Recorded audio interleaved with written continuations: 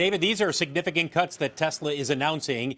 A memo sent out by Elon Musk to the staff outlining that the company will be cutting more than 10% of its global staff. They ended last year with about 140,000 employees worldwide, so approximately 14,000 workers will be let go. 테슬라가 10%에 달하는 인력을 감축하겠다는 발표를 했습니다. 일론 머스크도 X에서 그렇게 밝혔는데요. 많은 미디어들이 테슬라의 해고 소식을 듣고 이제 테슬라의 성장은 끝났다라고 하면서 연일 비판을 하고 있습니다. 정말 테슬라의 성장은 끝난 것인지 아니면 일론 머스크의 악마 모드가 또다시 발동된 것인지 함께 살펴보겠습니다.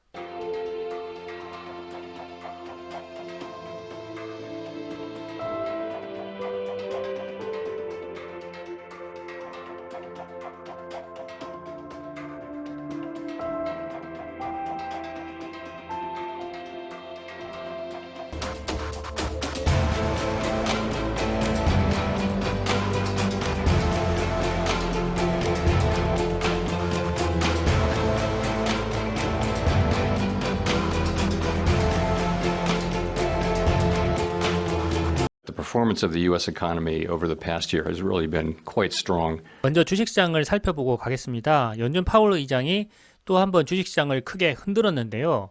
2% 물가 목표에 도달하기까지는 생각한 것보다 시간이 좀 더 걸릴 것 같다 하는 이야기를 했습니다.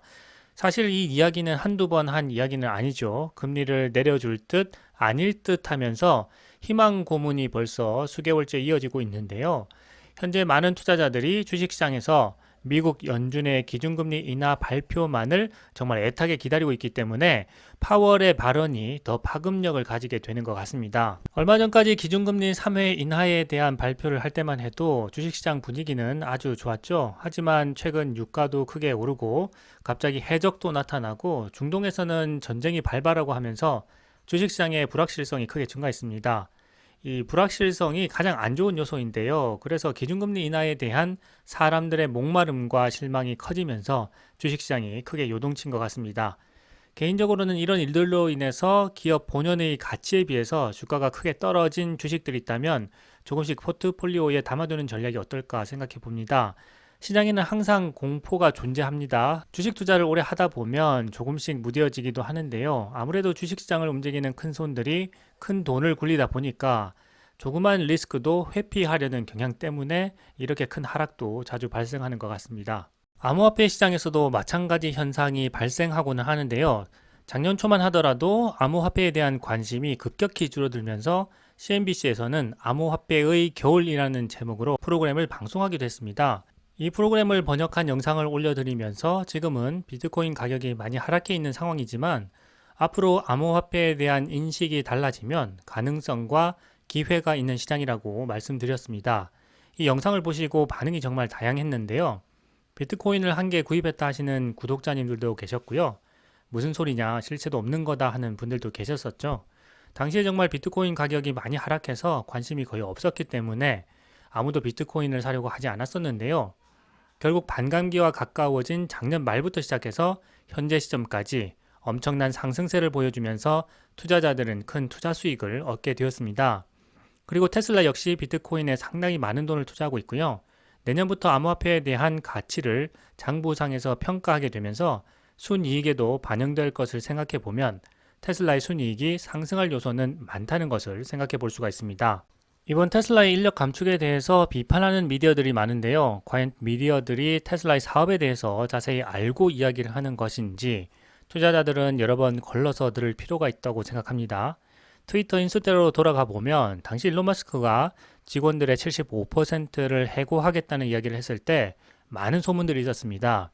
그렇게 되면 트위터가 제대로 작동하지 않을 것이다. 혹은 트위터 광고주들이 모두 떠나서 파산하게 될 것이다. 혹은 직원들이 단체로 소송할 것이다 등등 해서 일론 머스크의 실패를 바라보는 수많은 사람들이 융단 폭격을 하는 듯한 느낌을 받았는데요. 이런 미디어들 속에 있으면 정말 세상 사람들 모두가 일론 머스크를 저주하는 듯한 이런 착각에 빠지게 됩니다. 제가 테슬라를 잘 알지 못했다면 아마도 이런 미디어들 때문에 그대로 믿었을지도 모른다 하는 생각이 들었는데요. 그래서 우리가 이런 많은 인터넷 매체들을 스마트폰에서 언제 어디서나 쉽게 접하게 되면서 꼭 반드시 생각해야 할 것은 이 매체들이 말하고 있는 것이 진실인지 아닌지를 판단하기가 정말 어려운 시대가 되었다는 것과 특히 우리 자신들이 투자자로서 제대로 된 판단을 내리도록 늘 생각해야 한다는 것입니다. 일론 머스크의 특별팀이 트위터에 들어가서 불과 며칠 만에 트위터의 시스템을 파악을 했고요. 불필요하거나 중복되는 일을 하는 엔지니어를 파악해서 해고한 이후에도 트위터 시스템은 정상적으로 작동했습니다. 75%의 직원들이 해고되었는데 어떻게 시스템이 제대로 작동하겠는가 하고 모두가 비판했지만 결국 일론 머스크와 뛰어난 인재들로 구성된 일론 머스크의 특별팀은 단 며칠 만에 대부분의 일을 기획하고 해낼 수가 있었던 거죠.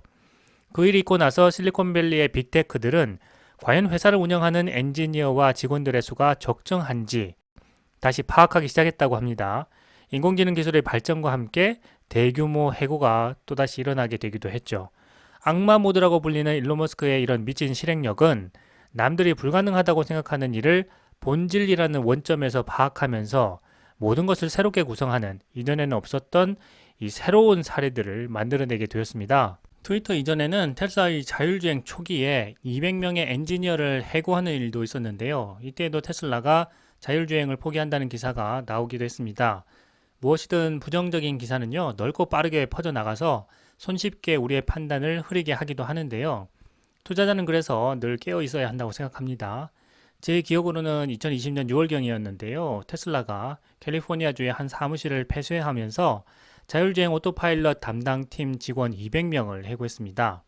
350명 중에서 데이터 분석 전문가와 계약직을 포함해서 약 200명의 근로자들을 해고한 것이었는데요. 해고된 직원들은 오토파일럿 기능 중에서 고객들의 차량 데이터를 분석하고요. 데이터 라벨링을 수행하는 일들을 했습니다.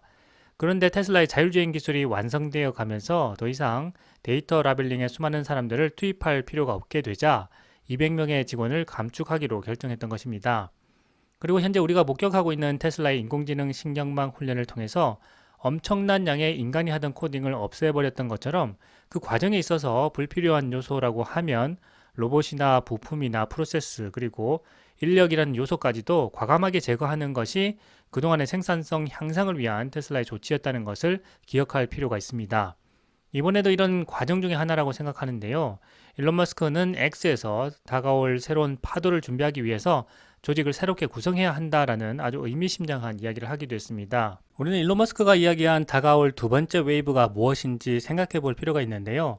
높은 기준금리로 인해서 전기차 수요가 최근에 둔화되기는 했지만 테슬라는 무에서 유를 만들었다고 해도 무방할 정도로 아무것도 없는 미국 프리먼트 공장에서 세계 최고의 전기차 회사가 되었습니다. 모두가 불가능하다고 이야기했던 일들인데요. 뛰어난 투자자 찰리 먼거까지도 과거에는 일론 머스크의 실패를 이야기했다가 결국 테슬라의 성공과 일론 머스크의 업적에 대해서 인정하게 되었습니다. 2006년에 일론 머스크가 테슬라의 CEO가 된 이후로 일어난 이 모든 일들이 첫 번째 웨이브라고 한다면 이제 8월 8일에 일론 머스크가 발표하겠다는 로보택시, 다시 말하면 인공지능 자율주행 기술과 소프트웨어인 FS를 기반으로 해서 현실에서 수입을 창출할 로보택시가 두 번째 큰 웨이브가 될 것이라고 생각합니다. 자율주행을 훈련시키는 인공지능은 휴머노이드 로봇 옵티머스도 트레이닝시키고 있고요.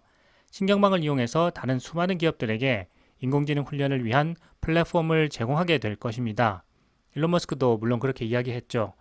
인공지능 시스템은 테슬라의 에너지 비즈니스에도 적용이 되는데요. 테슬라의 오토비더라는 인공지능 시스템이 전력 거래에서 가격을 통해서 수요와 공급을 조정하는 것입니다.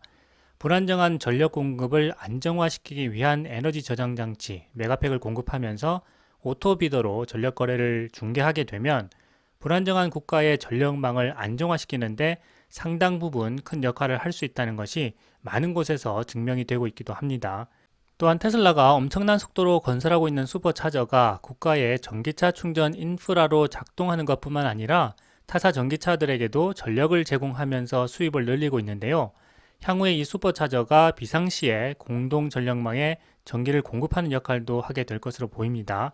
이때 필요한 것이 앞서 말한 인공지능 전력 거래 시스템인 오토비더가 되겠죠. 두 번째 웨이브를 위한 테슬라의 조직 재설계는 엔트로피 개념 측면에서도 생각해 볼 수 있는데요. 엔트로피는 원래 물질의 화학적 변화를 설명하기 위해서 도입된 열역학 혹은 통계 역학적 개념입니다. 흔히 무질서도라고 하기도 하고요. 무질서한 정도를 설명하기도 합니다.